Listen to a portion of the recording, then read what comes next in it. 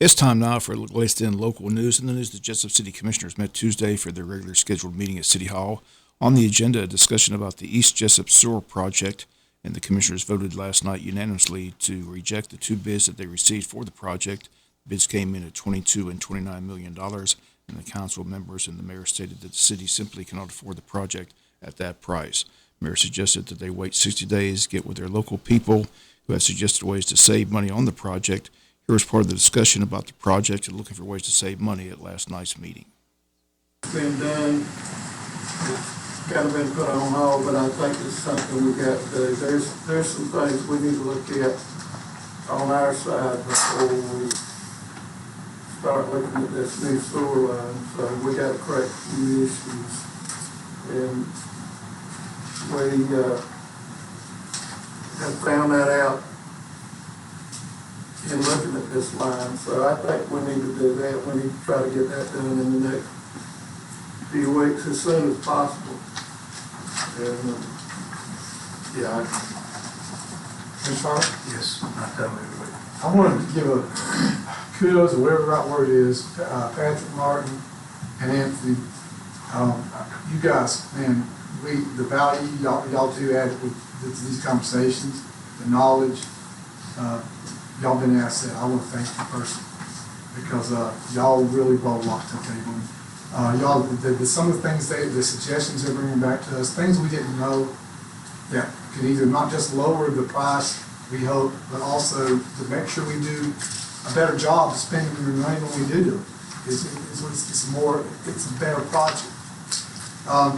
But I do want everybody to know that I feel like I can speak to the board and say that we totally support the development of Wayne County and trying to bring jobs here in this industrial park. And we're going to find every effort we can to, one, prepare. That was the marching order we gave the other day. Was to find ways to find what we need to do, repair the east side of the project, the east side of our Jesup. Two, to get to the gated park, and then we're going to all work together to go and find a way to get into the park, because we have to work with, I see Mr. Keith back here with the Industrial Development Authority. Mr. Keith, we support the project. We just got to find a way to do it economically. And once again, part of the discussion last night, again, they state they'll seek the governor's help as well. Once again, the city stating they simply support the project but just can't afford $22 million at this time.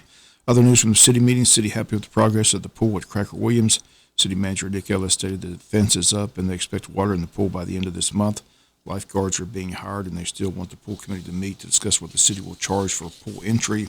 Mr. Harvey also pleased with the progress. He's been with the project since day one. Harvey says the city needs to find money for seats and umbrellas to make the pool area look nice. But the story Tuesday is the pool is just about ready for business. City set up a work date for budget and ordinances discussion, also discuss animal control, which continues to be an issue. Mayor Hickox told of a story last night under items with the mayor, in which a neighbor of his saw a pack of dogs come on the women's porch in her yard and kill her cat. Mayor says it's an issue. City suggested going back to holding animals just 7 days, not 30 days. Commissioner Cockfield says beware that you're going to hear from dog people.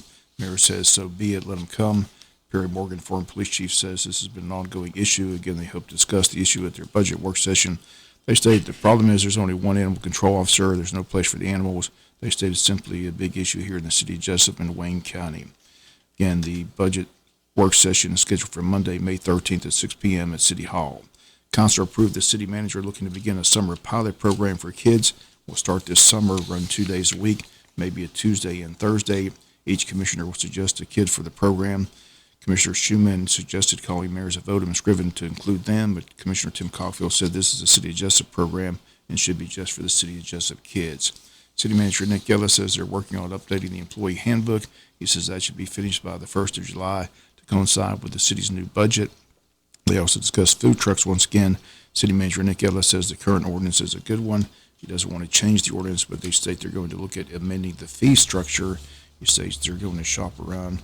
Also for their CD renewal, contacted banks to see where the best interest rate for the city can receive for their CD renewal. And those are some of the items at the city commissioners meeting last night. We'll be back with more news after this word from our sponsor, the commercial messages, so please stay tuned. In other news, the county commissioners met Monday evening for their regular scheduled meeting. Big story there is they excluded Commissioner Jamie Hickox from the executive session, stating that part of the session was to discuss pending litigation. Other part was to discuss personnel, to discuss the county administrator's annual review. Motion passed by a 4-1 vote, with Jamie Hickox voting against and objecting, stating that she has no pending litigation against the county and has not obtained any legal counsel.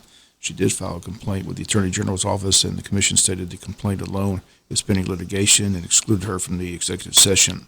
When they came back from executive session, they announced that nothing took place on the pending litigation issue, but they did vote to give County Administrator Paul Andrade a raise, his salary now $105,000 per year. In other news, they tabled an EMS medical director agreement until June. They approved the EMS director position salary from $54,000 to $65,000, with a range of $80,000 based on experience.